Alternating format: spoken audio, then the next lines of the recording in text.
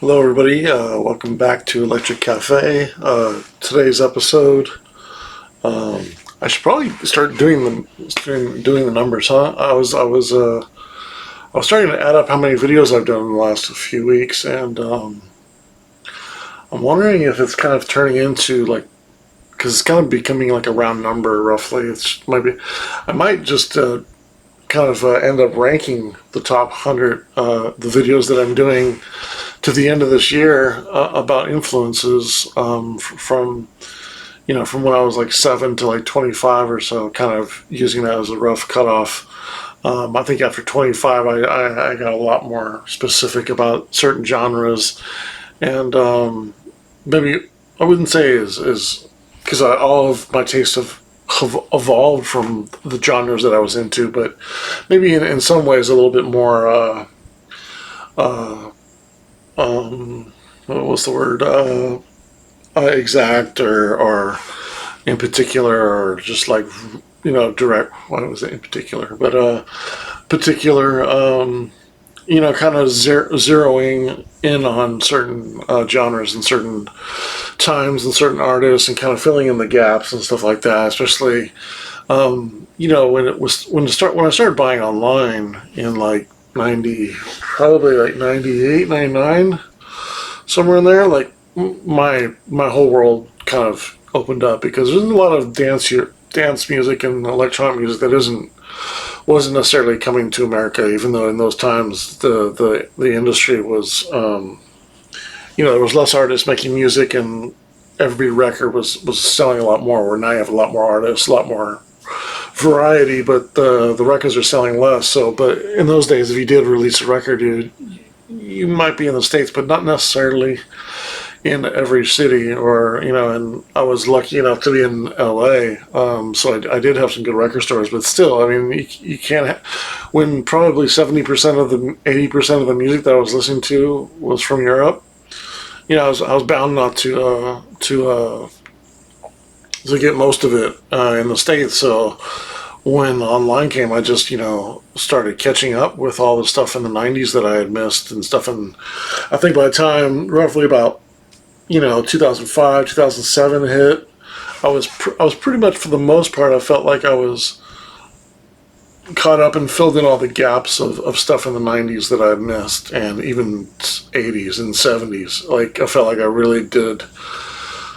Because there wasn't buying. I was buying a lot of music for sure, but it was probably even between older music and new music from '98 to 2005. I was buying a lot of music during that time. I'm talking about when I was 23 to 30, 32. I was buying a lot of music, and yeah, and so my taste got more exact, and trying to fill out certain genres and times and things like that. So I got more specific. But yeah, I was thinking about it's probably going to be close to 100 videos that I do that are based on artists that I really liked when I was 7 to when I was 25, and maybe what I'll do is I'll rank those, and then re number the videos. I think that'd be kind of cool. I do like a lot of top lists. I used to do that when I was a kid. When I was 18, I did a top 1,000 songs, and I had like 10 categories that I would rank the song in. So like 15 would be lyrics. I think it was like up to like 10 maybe, and then the total score was like 100, or maybe it was 150. But it was like beat and rhythm and melody and lyrics, the chorus, the intro, overall vibe. You know what I mean? Like, so I had all these criteria, that would add up to it, and I don't remember what the top song was.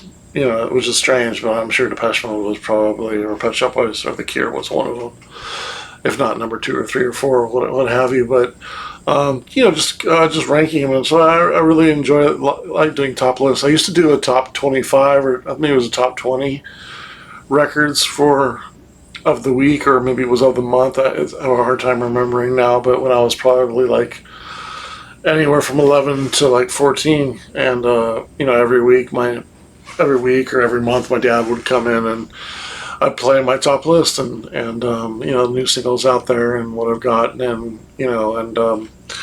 do my top list like I was a radio station or something. Those were good times. I would make the mix cassette and play it in a row, and he would enjoy it. He was always really patient with listening to music, and I think he really liked it as well. And I think he liked the music that I was showing him, and that's one of our biggest bonds was the music that we liked together. So today's video, I feel like doing a couple of ambient artists today. So I'm gonna do Brian Eno and Tangerine Dream. So this is my Brian Eno video. For those that don't know the background of Brian Eno, I mean, Brian Eno they consider him the godfather of ambient.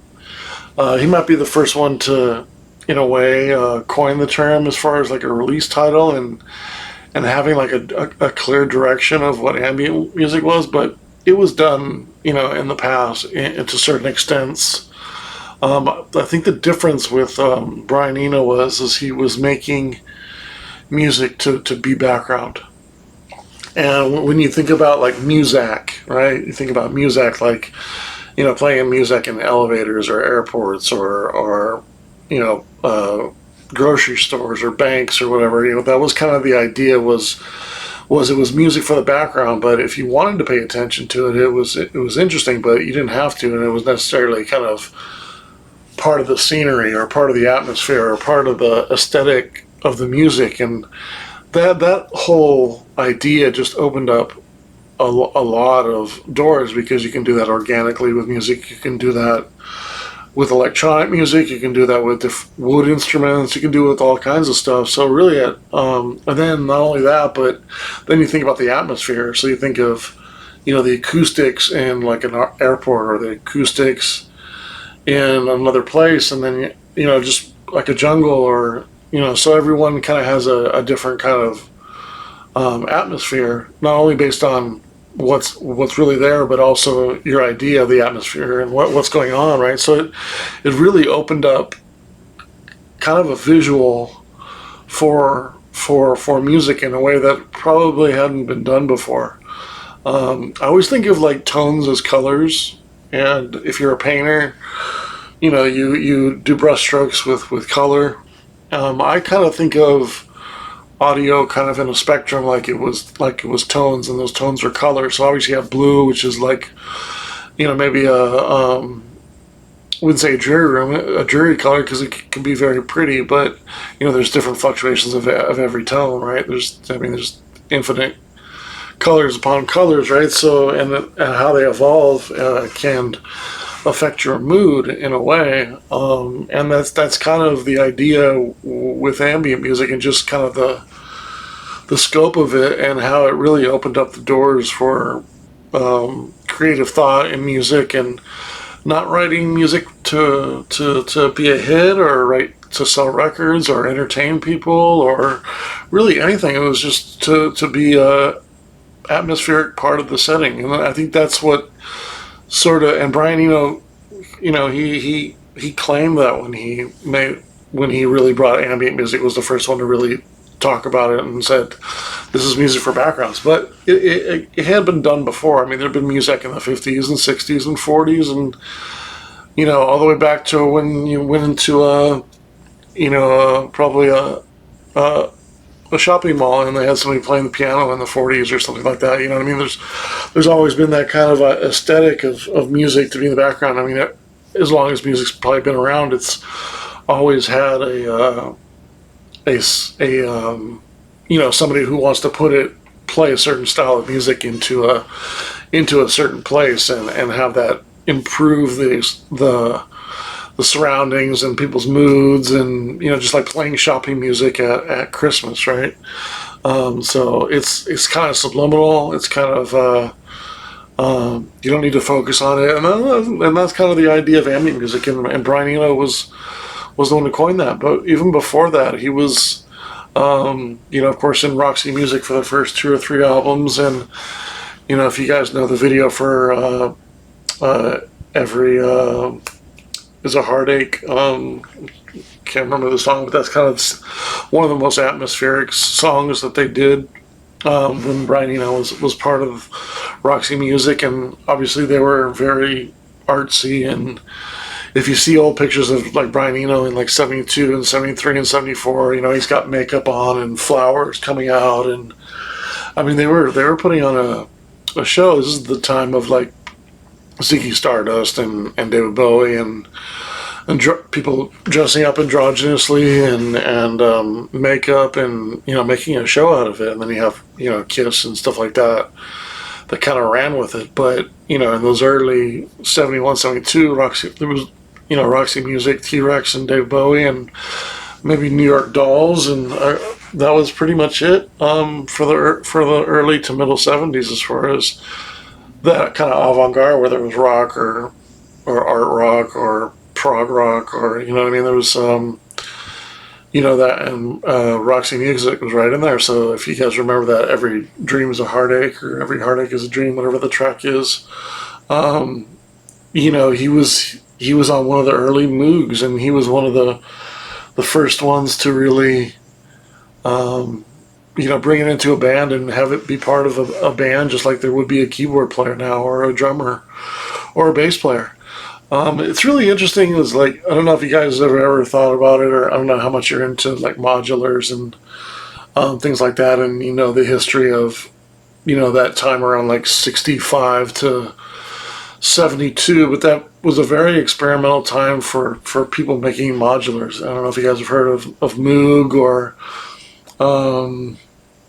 I probably should have done my research. I'm blanking on the name of the guy in San Francisco, the guy who did those ones, but there was quite a few different keyboards and quite a few different sound modules that were being made that could make sounds and make strange sounds and make spacey sounds, and it really culminated with a few particular records like Silvers and Apples, and Switched on Bach was probably one of the most important records for electronic music in the history of it. It was basically, it finally got to the point where it wasn't experimental, where it was harnessable. The electronic music was harnessable, and because you got to remember in those days it was transistors and tubes, and it wasn't so tubes and transistors and circuitry and things like that is affected by heat and affected by water and affected by temperature and humidity and all those things. So if you have a resonant of a tone and you're trying to make exact music, because this is in the 60s, even 50s. There's not really experimental music. Experimental music would be using different chords or minor chords or what have you, and be avant-garde and be different with it. But this is a time when they're basically what they're trying to do is trying to get a keyboard to not sound like, but to be as manipulative and as playable as a piano, just in a digital kind of, not really digital then, but it's kind of, electricity and analog, just as much as, technically it is still digital because it's in that, you have kind of like a piano, right, or an organ. Some organs are plugged in and are electric organs, or, a Hammond, or, certain organs and stuff. They are electrified sounds, but some organs aren't, right? They're done through, like cathedrals, like, what they call chamber music and things like that. And you go into like a church, just for example, like, has really tall steeples almost of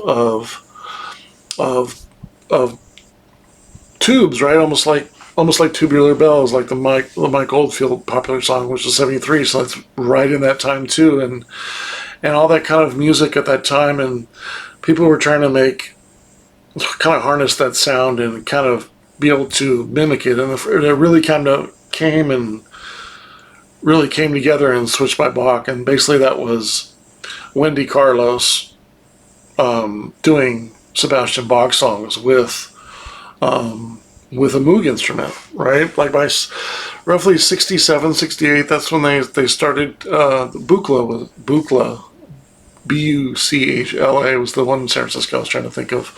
But there was quite a few other ones as well that were, different modulars that were, it was groundbreaking time at that time, and there was about 4 or 5 of them that had different ways to do it. and they were all kind of get a little bit more compact, and of course, not necessarily try to get to the point where they could sell them and make them compactable to where enough you could sell them, but that did kind of come to that point because it all kind of came together. So certain ones were funded, some ones didn't make it very far, some did, but Moog was one of them, and Robert Moog, who invented the Moog, was basically probably the most successful at that time, and of course he was well known for making all the Moog synthesizers and other particular instruments, sound boxes and effects boxes and things like that Moog made, but most of them were keyboards, right? And so Brian Eno was one of the first ones to, I would say the first ones to play, probably more so in Western America, like America, or Europe and stuff. But there was also Noy and Gong and Cluster, David Allen, other people that were playing Moogs, and then and of course the other guys who kind of kept going with their ones that they made, and making different albums, and certain people would get them and stuff like that. But Brian Eno was really the first one to really be in a rock band that I can recall, and really kind of not only make it fit in the music, but harness the power of that and those sounds to where it was as if somebody was playing keyboards, and it was that simple. Not simple, but you know what I mean. Like it was, if you guys ever looked at like the telephone, where the woman or the guy sat at the controls and patched, hey, thanks for calling AT&T, and okay, and they would patch you in and all the patches and stuff. Basically, that was the beginning of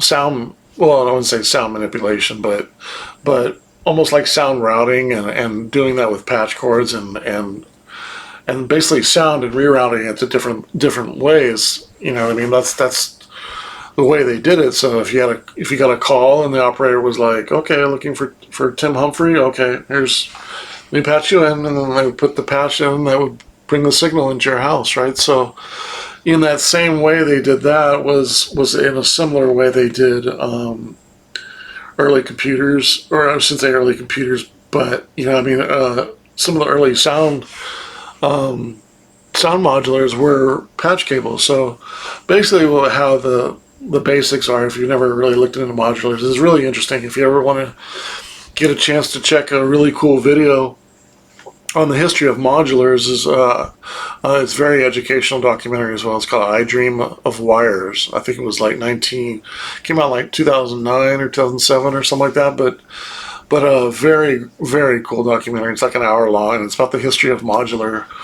synthesizers. And modular synthesis basically is the manipulation of modular synthesizers. And there's a lot involved with it, much more than I know, because I don't necessarily play with a lot, although I've dabbled with them. But the idea is you have a voltage controlled oscillator, which is they call it VSO. It generates a tone, right? And then you have different stages for the tone to go through to manipulate a sound, and then that gets put through other stuff, and then it gets put in rhythm, right?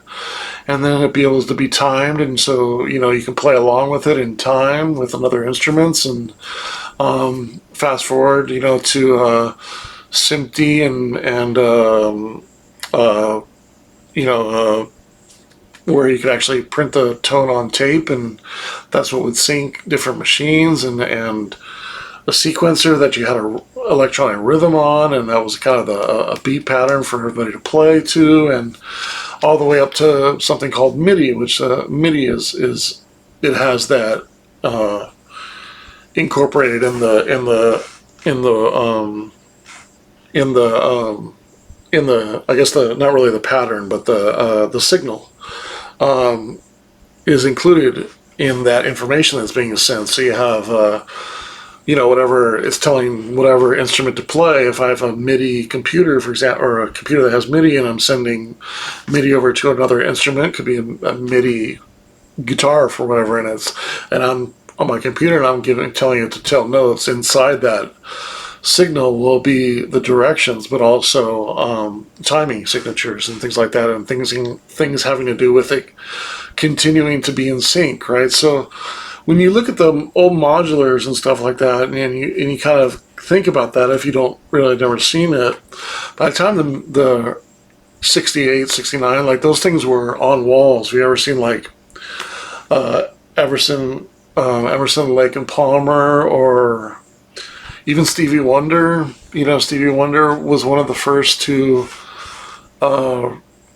really be successful with those early modulars. Another one is Tangerine Dream, which I'm going to touch on in my next video. But yeah, they were, so in those times, long story short, they were very expensive and very cumbersome and you couldn't really take them on tour, until they got to a certain extent. I mean, if you look up Tangerine Dream in like 1970, all the way up to like 76, they're doing modulars, and that particular that time was very experimental, but they were very expensive. But there was a lot of people into it, and a lot of people was fascinated by the sounds it made. I mean, you're talking about a whole new language, and that's kind of what I consider electronic music is like a language, right? So imagine in all of history, right? I mean, this is kind of mind blowing if you think about it. So, for hundreds of thousands of years, however long man has been around, right? I don't even know. Was it I don't know. What do they say? How is it 10? I don't know. I can't guess. Is it 10,000 years, or is it 10 million or a million or something like that? I can't remember what it is, but sorry for not knowing that, as I'm way off either way. But however long humans have been around, think of all the things that make sound, like throwing a rock or knocking on the ground, or and then you try to harness that, right, and make a musical instrument out, right? You get a piece of wood and it's hollow, and you make a drum out of it, right? All the ways that you could make it organically, you could make sound is I wouldn't say it's limiting, because there's all kinds of the sound that pressing a leaf is different than a sound pressing a stone, right? So it's everything that's inorganic. And not only that, but then, okay, you're tapping it with wood, or you're tapping it with, a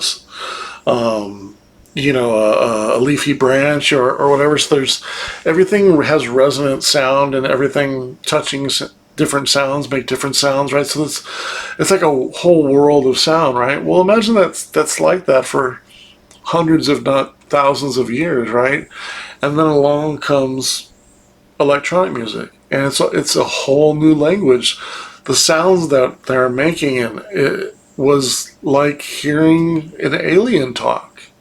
I mean, you have to put yourself in the perspective of the 50s and 60s, and even all the way back to, like, I think some of the first electronics were like that could actually make sounds were like in the late 20s and 30s. But you had the theorem, right? You had the theorem, which is I'm not exactly sure how the theorem is, but it's kind of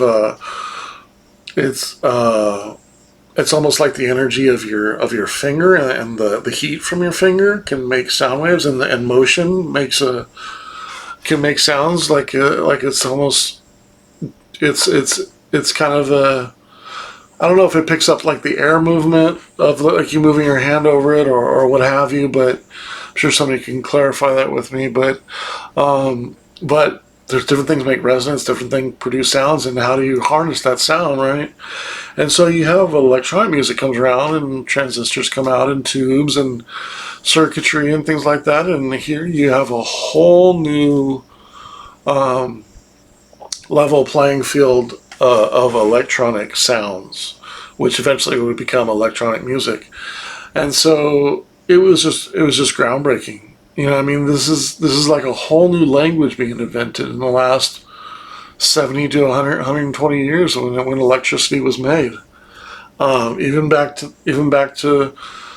the light switch making a zzz sound. I mean, imagine the first time you heard that. I mean, it just boggles the mind when you think about if you're in a sound, and you've heard like like maybe a crackle of a fire, right? Or you're lighting a fire or a spark, right?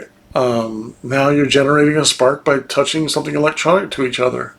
And it's generating a spark and creating electricity and letting electricity flow. I mean, it's just like Benjamin Franklin supposedly did, on the electricity on the kite, right? So, so you can go as far as back as that is that made sound that was unique, and probably nobody harnessed electricity till roughly in those days. So, I mean, you're just talking about a whole from gathering electricity to being able to harness it, to being able to distribute it, to make it artificial, to redirecting it, to manipulating it, to making it work for you for music, for entertainment. And it's just, the whole, and that took hundreds of years, and it's just, it's mind-boggling to see. So when you think of, like a drum machine or a keyboard, like it's, when you start thinking about really where it comes, it's just an amazing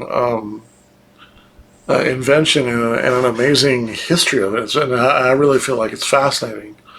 And long story short, you have somebody like Brian Eno who, that came along and was playing with those, and the ones that were on the walls, a couple of years before he was able to play it, live in a band like that, they were huge modulars, like bigger than rooms, almost like you look at the computers from the 50s and 60s and you see those big reels like IBM, and you see the big the tape and how big computers were and stuff like that. That's how big some of these electronic music making machines were. They weren't really keyboards yet, till they could be put in a normal, like a piano looking, right? Then it was called a keyboard, but it wasn't really called a keyboard until you could really put all the keys on a keyboard in a way, because it was still, it's a synthesizer. So it's not necessarily a keyboard yet.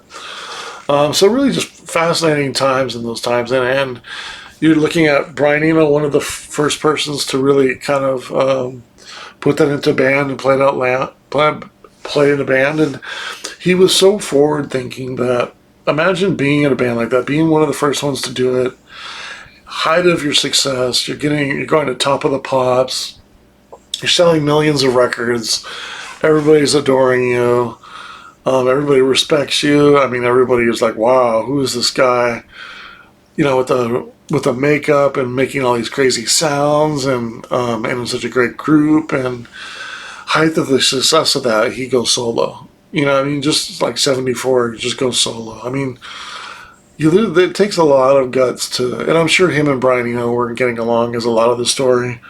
Brian Eno can be pretty particular about what he likes and what he does and how he's perceived, and I'm sure there was some jealousy in there, maybe some, some like, Brian Eno's like, who's this guy I think he is, probably, because Brian Eno was like, kind of a theater and kind of the ladies' man, and maybe some of that kind of got on him. Maybe he was a little arrogant.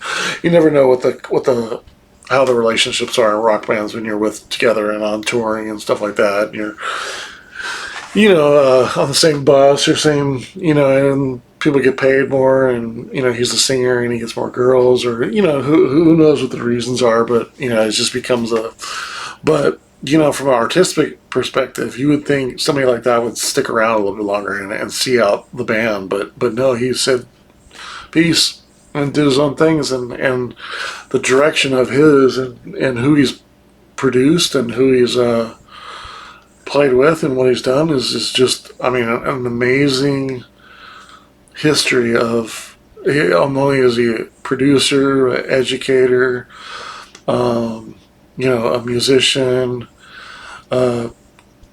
thesis. I mean, he's taught classes, done, wrote books. You know what I mean? Like, he's just, I shouldn't say wrote books, but articles and things like that. And I don't know if he's wrote a book per se, but the guy's done everything in electronic music and everything in pop music.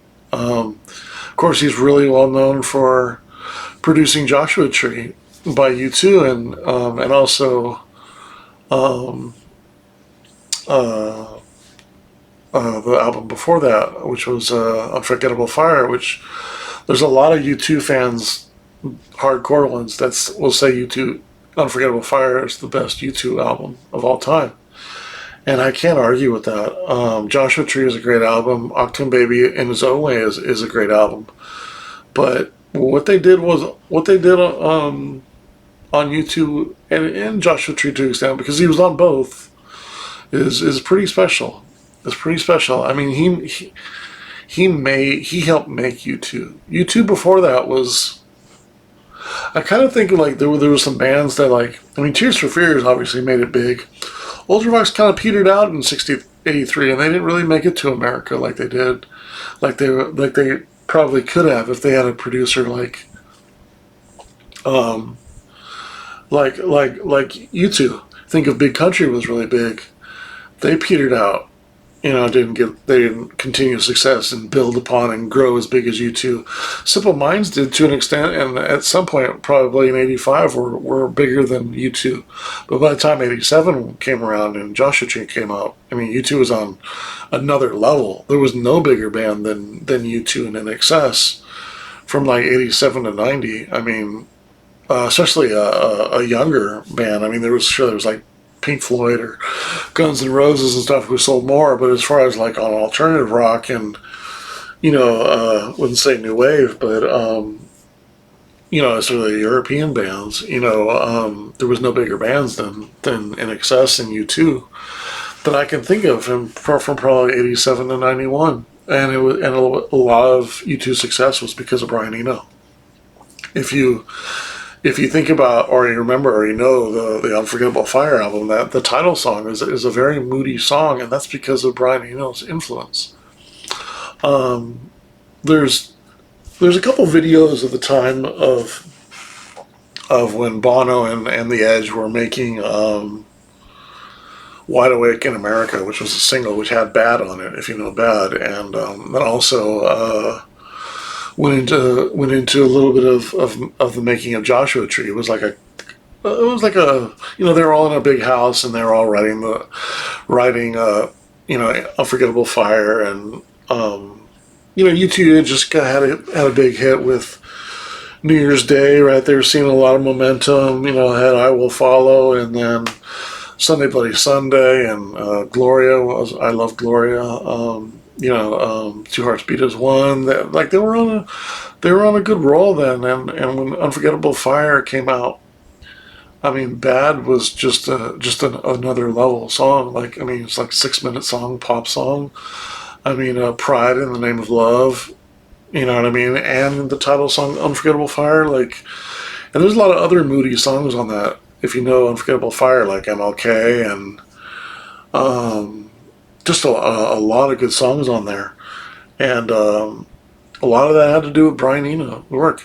Of course, what would have happened to David Bowie if Brian Eno didn't produce or help with his the Berlin Trilogy albums, right? So Low and Heroes and was it Lodger, right?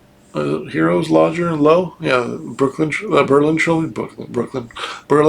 like roughly, what was that, 78 through 80 or so, or 77 through 79, I think. TV was 80 with fashion and stuff, where he kind of got out of that, but he was in more of an introspective and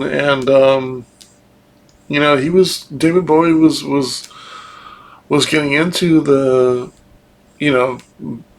was being fascinated by the instruments around and the producing and what Brian Eno was doing, and influenced by what Brian Eno had put out, up to that point. And Brian Eno's, he's worked with, worked on Brian Ferry stuff, and I'm blanking right now some of the other albums he's been on. I mean, everything that Brian Eno has been on has been very special. And he's just amazing artist and a real legend. And he's in his mid 70s now, and he's still active as ever. And And if you see some of the things that he says about music and popular music and things like that, he's very respectful to stay in his, I wouldn't say stay in his lane, but he's respectful of people and their art. He's not very particular, but when he does say something, like it really means something. And there's been a couple times where, he addressed popular music and didn't have something good to say, and people listened. So yeah, so kind of looking at some of my collection here. I don't have a ton of Brian Eno stuff, but I have probably some of my favorites, right? So Here Come the Warm Jets. Obviously, this is his first album, and it's prog rock, but it's experimental, in a lot of ways, and sort of in a pop way. Of course, the title track is Here Comes the Warm Jets. Babies on Fires is a classic song that people have covered in the past. On Some Faraway Beach, Driving the Backwards. Some of them are old. It's a really avant-garde record, and it certainly, especially with the artwork, ties into that whole very artsy. I mean, talk about something that would grab you if you're in a record store, like that would grab you. Like, what is that?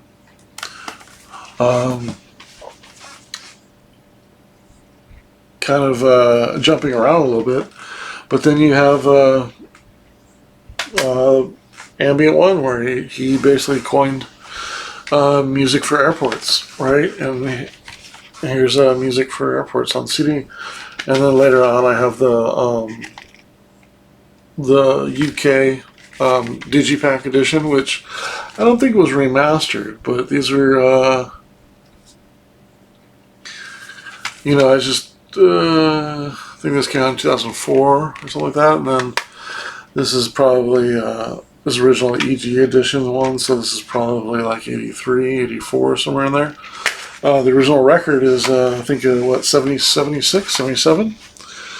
So the great thing about, so again, kind of going back to this is original masters one that it says on here on the side, but in here it kind of says looking back 25 years later, you the importance of this album. But originally here, I think is very cool is you have the artwork.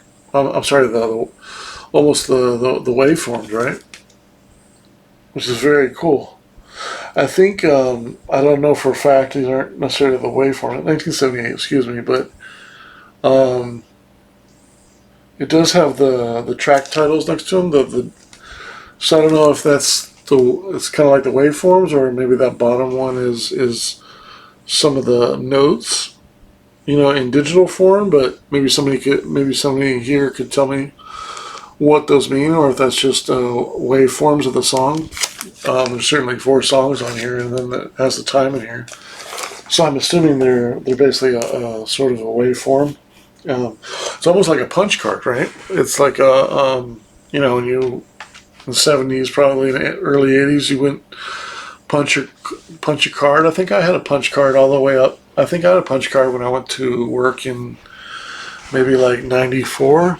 So it probably went to digital sometime in the middle to late 90s maybe. But we still had punch cards. I remember in like 94, 95 when I was working at Target at the time, doing security, wrestling people. The funny thing about that, since I brought that up, there was one time so I was the assistant security guy. I was like 18, like 19. I think I worked there for like 8 months and sort of did a good job pushing carts, and they wanted me to do something that was more responsibility. So I was like, okay, I guess I'll do security, because it was either that or I ring up people at the registers, and I was probably like, yeah, security is more of a lax job, and but there was some times where it was, I had to tackle somebody or back up somebody. And I remember the one time this one guy, I'll never forget it. Uh, the other security guys in the store, he was, in regular dress clothes, and he's on his, he's on the, okay, go out to the front, guys. Yeah, he's gonna be coming. Okay, he's coming out. He's coming out. Tackle him, and then we all get out front. We're on our walkie talkies, and it was all like a big like, oh, hey, go out front. We're gonna tackle somebody. So we go out there and we tackle this little like 14-year-old kid, and he stole a couple CDs and ends up sort of getting his arm loose and sort of macing the other security guard, and then I got a little bit in my eye, and I was just like, are we serious? I'm tackling somebody and getting maced for this little kid stealing a CD. So that job ended quick. I left that job really quick, but yeah, just kind of funny. Why did I mention that? I don't know why I mentioned that. But anyway, oh yeah, time cards. So yeah, we still have time cards at Target. So that's basically what it is. But yeah, so Ambient One, and I'm not sure if what he meant by doing Ambient One.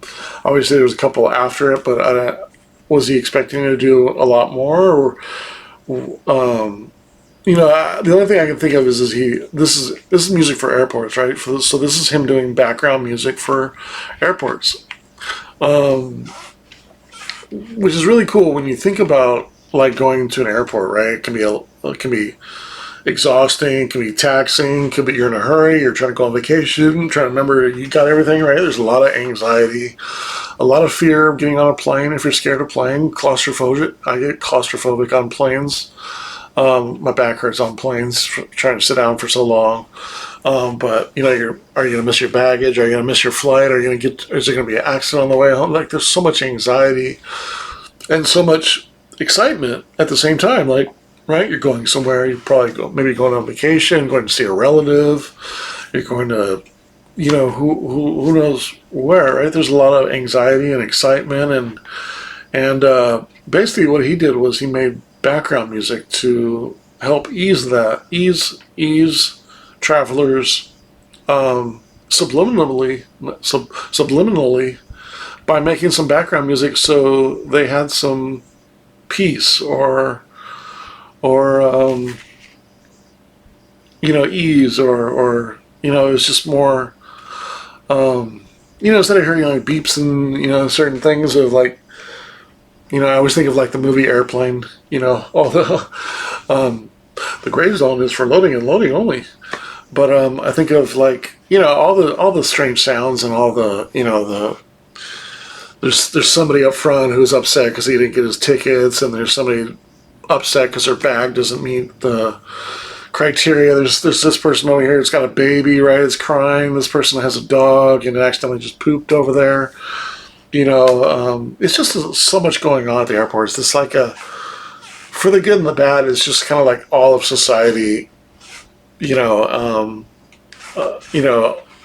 all jumped into a stressful event getting on a plane.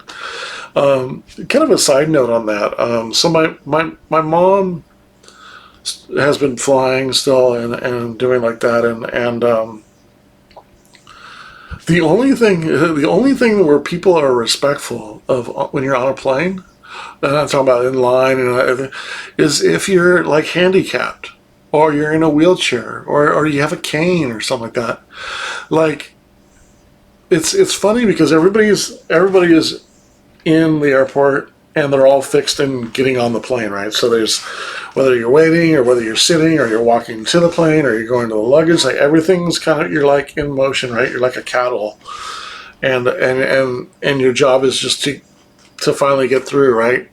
And you're really not paying attention. Like you might be busy on your phone or something like that, but the only time you're really courteous to somebody or is when you see somebody with a cane or something like that. So it's funny, like, she was like, everybody was so nice to me and everybody was letting me do this and everything. And I was like, it's good. I was like, that makes sense because you don't really think about everybody else's needs until you're respectful of somebody who is like, maybe like, can't walk that well or they're in a wheelchair or They have a cane or something like that, or they're pregnant, right? Isn't that kind of strange that you don't think about those things until you see somebody like that, and then you're, oh, okay, I'm respectful. But anytime else, you're kind of like, I'm first. You know what I mean? Like it's interesting. So there's just that just goes to show you all the anxiety that's on the airport. And here, I mean, think about that. In a couple of years, Brian Eno goes from a band on top of the pops, touring, probably tour anywhere in the world, one of the strongest bands at the time,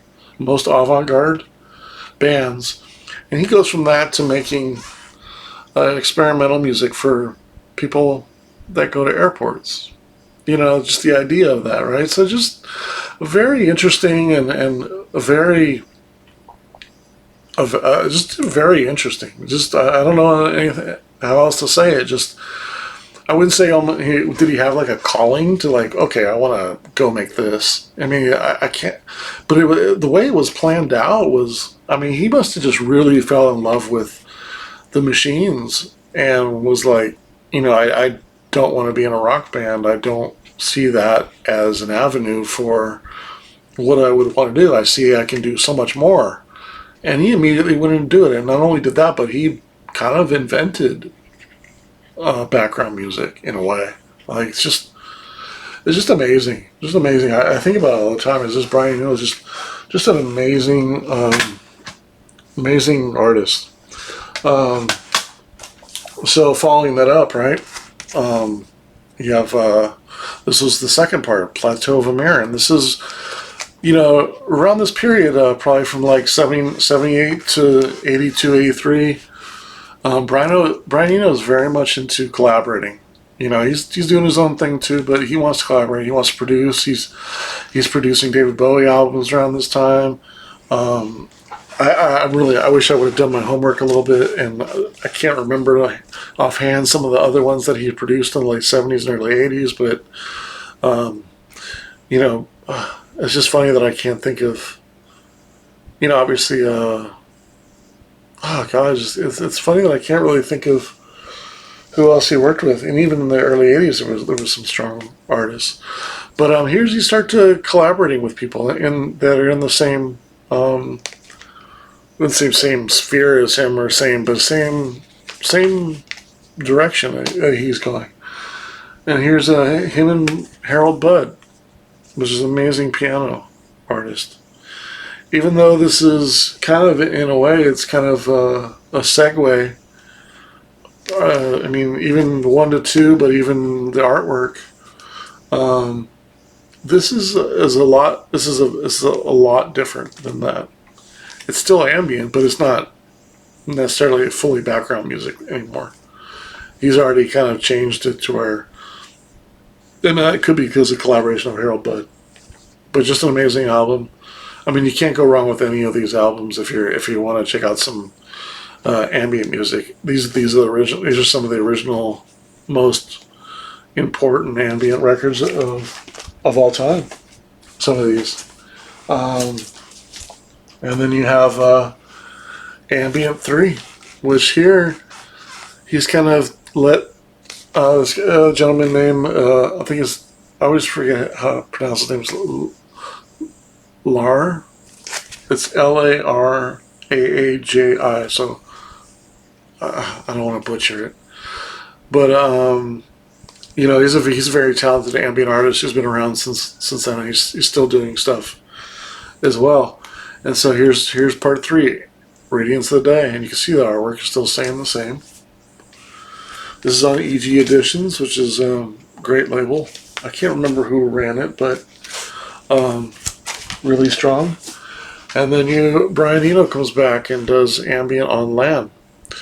And this is I mean, talk about bookends between two. Like 2 and 3 have their moments and are certainly highly regarded, but here, this is only Brian Eno. That's only Brian Eno. So 1 and 4 are considered probably 2 of the most, I don't know, top 40 ambient albums of all time in importance. Tall Coat is such an amazing song on here. Lantern Marsh, Lizard Point, A Clearing. Just beautiful music. By the time this is 1980 here, so Ambient on Land, just an amazing album. And also around the time, so I think this was done a little bit before that, but it is Discreet Music. And then also you have, that's a little different, sorry. Discreet Music.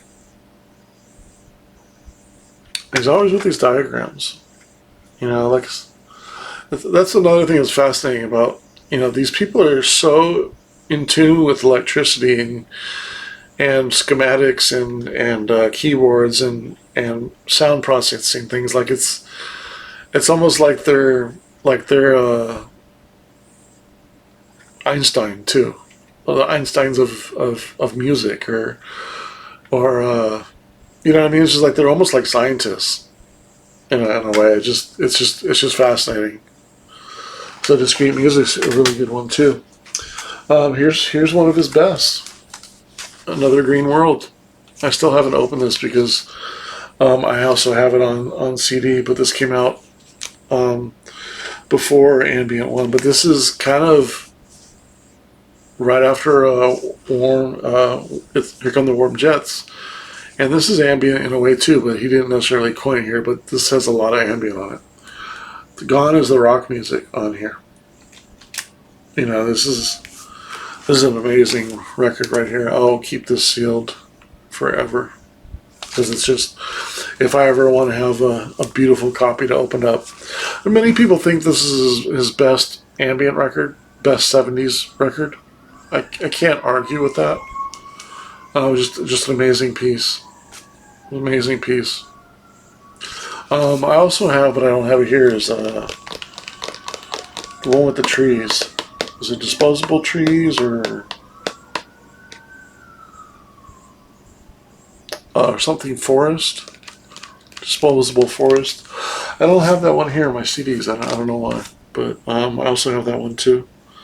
It's something Forest or something Trees, and each track is like 1, 2, 3, 4, and it's like Disposable Trees 1, 2, 3, 4 or something like that. Or, but yeah, that's a good one too. That one's kind of in them after.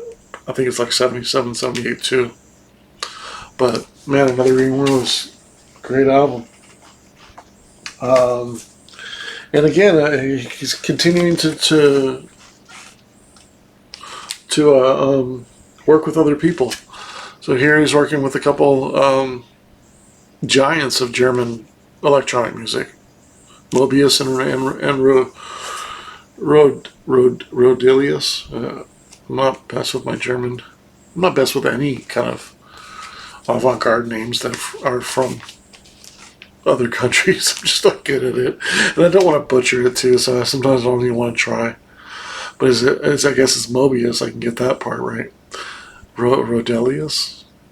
God. Americans suck when it comes to this stuff, huh? After the Heat. This is a Gem copy. Gem was really strong at re-releasing or doing or releasing at the same time some of these great records of the 70s and 80s. If you know, you know. Another one. Here's a reissue of Cluster Nino. I got this probably about 10 years ago. Another strong album. I mean, he's just on a roll. All his 70s music is just great. And here's back on E.G. Back with Harold Budd, The Pavilion of Dreams. Fantastic album. Man, just fantastic album. He supposedly did these in 72, 73, 74, 75. You know, but weren't released till 78. It's amazing stuff. It's great having these vinyl too. These are all original copies. I got these probably in the late 90s and early 2000s. As you can see, like, it has that sticker, and that was Morpheus sticker. Talk a lot about Morpheus, right? I got a lot of my 70s knowledge from when I moved to Virginia in 2004, so I probably got these around that time. But these are all original copies, and this is all when vinyl is 2004 is not doing well, not selling well. You know, I was picking these up for $5, $10. You know, now some of these records are 60, 70, 80, $100. These original copies, and this is pristine condition. I do not play some of these records very often. In fact, yeah, it's just I've played these a couple times, and then I've played them on YouTube since then because these are special records that I don't play too often. Just amazing stuff. For those that care, I tend to like ambient and deeper music on CD. I don't necessarily like turning over the vinyl and when I'm relaxing and chilling and ambient, even if I just have to turn over once. I mean, it's not a huge deal, but you know, I generally like to be on CD because the CD just stops. Of course, I have automatic turntables, you know, in different rooms, but yeah, I just prefer, you know, it on CD. But if you're Brian, you know, you probably have it on both. Yeah, here's a really important one. One of his probably all-time best collaboration ones, The Pearl. His original edition one. Harold Budd and Brian Eno. And also Daniel Lanois is featured on here. He worked with U2 as well. So many good songs on here. The Pearl, The Memories, Against the Sky, The Silver Ball, Steam with a Bright Fish, and Late October, Still Return. Still Return's a great one. Great one to end the album. Such an amazing record. This has to be one of the all-time best collaborations of all time. Continuing on, John Hassel with Brian Eno, Four Possible Worlds. Great record. All these are so good. All these EG editions. Look at that really nice artwork. I should frame this one. I do really like this artwork. Very cool. I'm so happy to have these original copies of these records. These are groundbreaking ambient records. I got this one in San Francisco in the 70s. Still has the sticker on it for $7.50. Brian Eno, Music for Films. And then also you have the CD, More Music for Films. So I think this one was like 78, right? Or 80, 78, something like that. 79, 78. And then this one came out like in the middle 80s. A nice addition. And then you come to probably his most important release of the 80s. And this is Apollo, Atmospheres and Soundtracks. I mean, this is a little bit more straightforward than maybe the meandering ambient or more background music. This is focused ambient music. This is ambient for the new generation. 70s, you're still experimenting a lot, and like this one's focused. It includes some guitars, you know, other instruments that are kind of natural.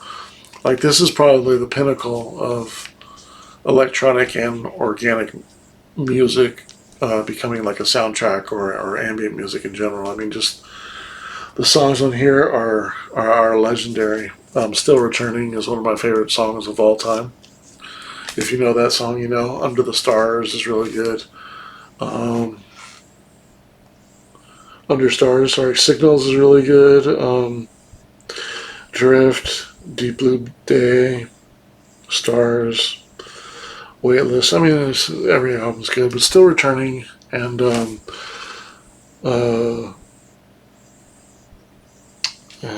course, Ending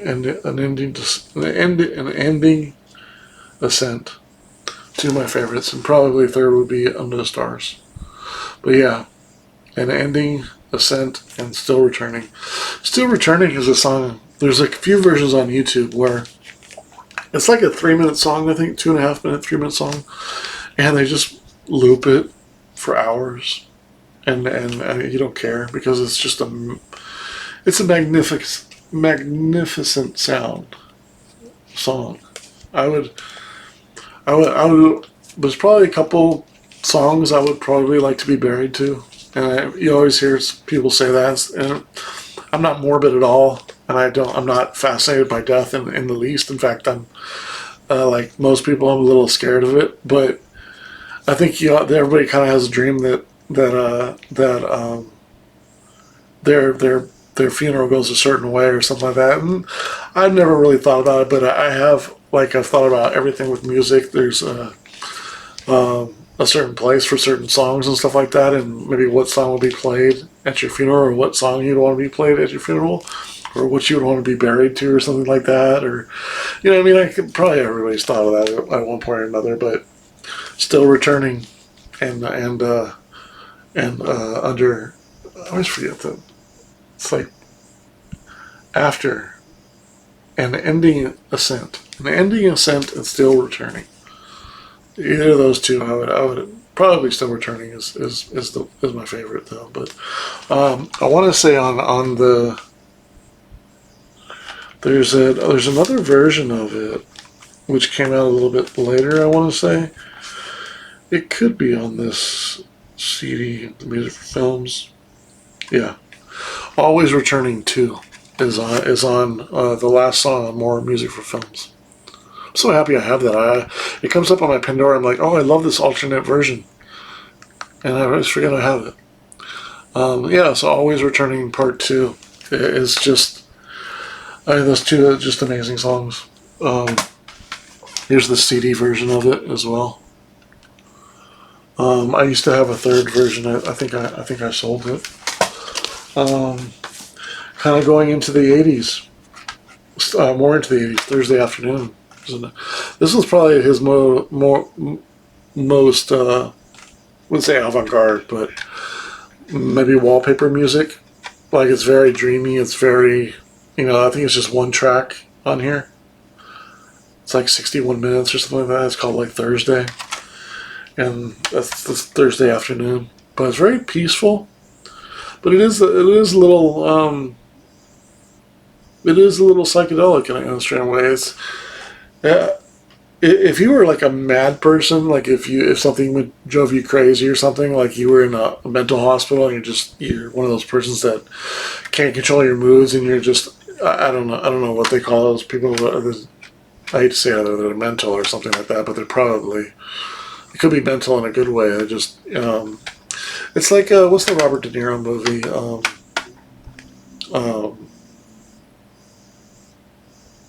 Where they're as a Dead Poet Society. It's the one with where Robert Williams is the doctor too, or the patient. I haven't seen the whole movie. I've just seen parts of it, but in that movie, it's kind of like this. Like if there was a soundtrack for that movie, and the patient heard it, it'd probably be this. And it'd be interesting to play this on a test of somebody who has one of those syndromes where they're like, I wonder if this could take you out. Like there's a lot of music, interesting things with music that people are doing with people with. You probably all heard the story of actually I have a friend that did a really nice project for people with dementia. I should probably highlight that one of these days. It was a couple years ago. I have a friend in, I think he was in Romania. He contacted a lot of artists and had them write a song that made them think about them as a childhood, using an instrument from their childhood that was memorable for them. So this one girl took a horn from that her grandfather used to play to her when she was a kid, but there's a certain piano, or some of them don't even really have an instrument. It's just they're making a song of what they feel like reminds them when they're a kid. Some are very childlike, little melodies and little ballads and stuff like that. But basically, the compilation is for people that have dementia, and And but it's really powerful. It's just, I'm sure you've heard stories of like people that have dementia or have Alzheimer's or something like that, and they're not all there, but they still enjoy things like music and movies and stuff like that, and they still kind of revert to some sort of enjoyment with that, and maybe it becomes more important because some of the other things are can't be enjoyed and stuff like that. It's just nobody really knows what goes on in the brain. It's just like, um, but if this was a soundtrack to that, if there was a soundtrack to like this, kind of gives me that feeling of being alone and maybe a little nervous or being a little scared or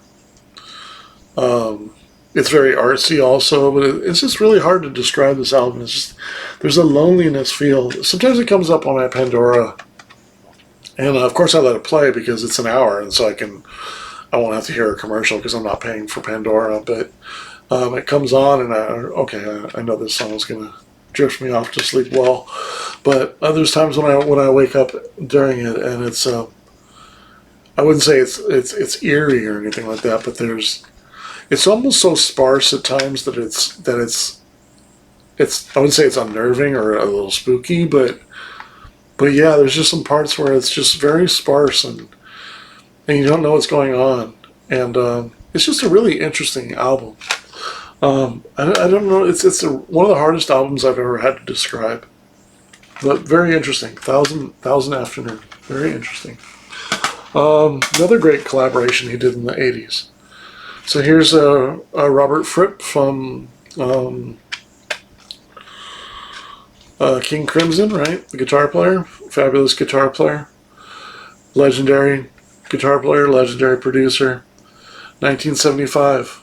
I thought this was 80s. I'm sorry. 1975. Evening Star. So, even before he's doing the ambient stuff, he's writing soundtracky kind of music. Evening Star is a great song on here. Wind on Wind is another one. I want to say, I don't know what year this is. 2005. I haven't got around to hearing this yet. In fact, I didn't even know I had it till I just picked out my Brian Eno CDs, and I forgot that I had this. I'll have to check this. It's called Another Day on Earth. It's 2005, so a little bit older. But I haven't heard this yet. I have to put this in my to-do list. And then kind of going into some of the 90s. Actually, here's another Fripp and Eno one. I'm not sure what this is. This might be 2004. The Equatorial Stars? Equatorial Stars? Equatorial Stars? Sorry, I've never said that word before. Equatorial Stars. Very cool artwork. Don't remember this one too much. Probably have to put this one on again too. Whenever I buy see a Brian Eno CD, I'll pick it up. But I have to be in the right mood for a Brian Eno CD especially on one that I haven't heard yet. And those two are ones I haven't heard yet. NerveNet. So this one's, I think this one came out in like 91, so he's starting to experiment a little bit more with like techno and stuff like that, and maybe a little bit harsher instruments, but there's still a lot of warmth in here. But Fractal Zoom, super cool track. Disturbed Being, Pier and Mist, Wire Shock. So it's getting a little bit more futuristic, a little bit more, wouldn't say industrial, but there's certainly some forward-thinking electronic music on here, like techno. Here's the single for Fractal Zoom. What's crazy about this EP is you get 12. There's 12 versions of Fractal Zoom on the back. I have it all written down which ones are my favorite ones, but there's all kinds of people that remix this, including Moby.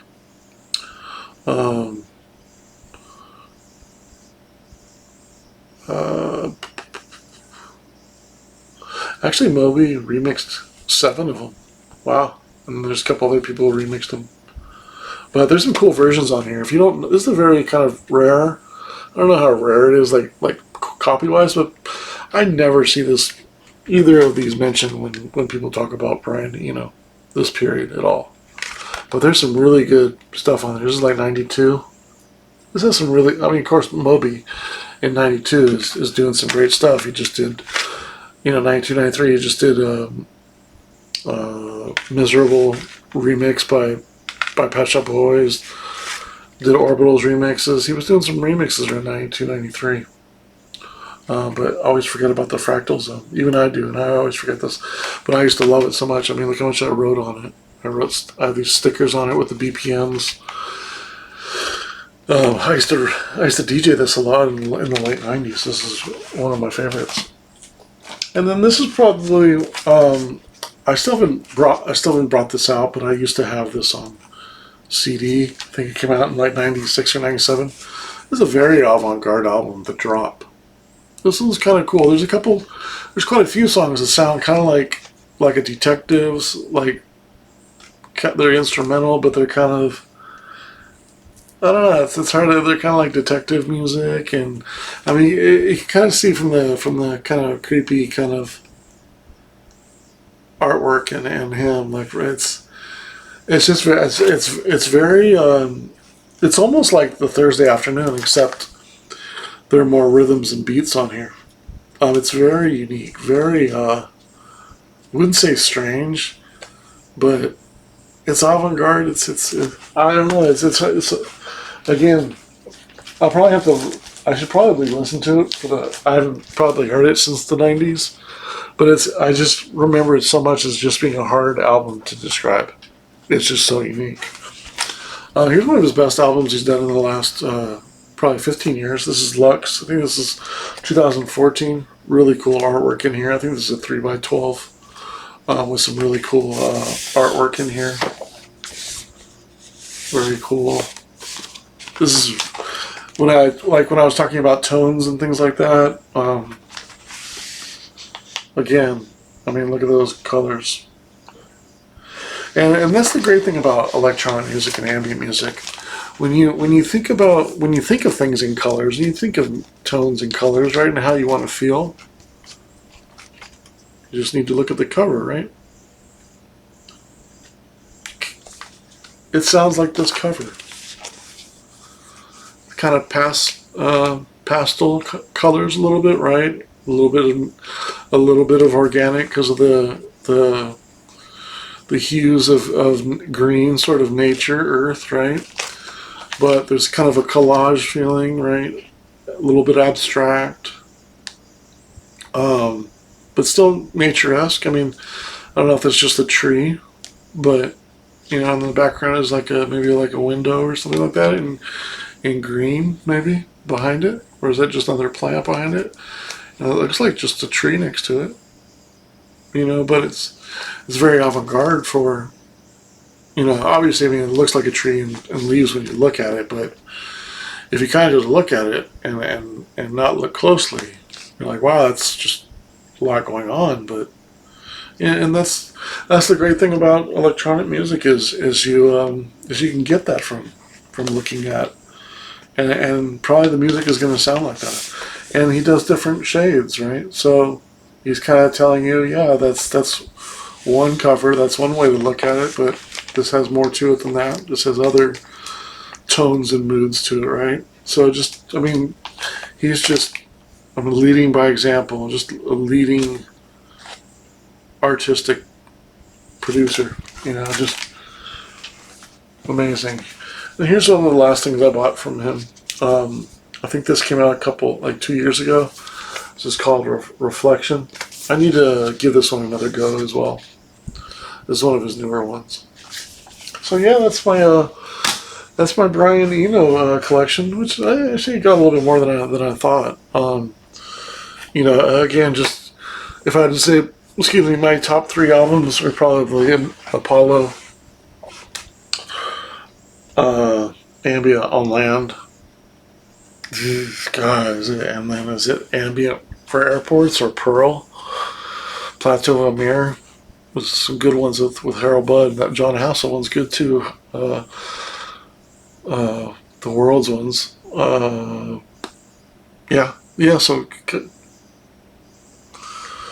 Yeah, probably Apollo, Land, which is Ambient 4, and probably the Pearl. That's or Ambient 1. Those four are definitely my top four.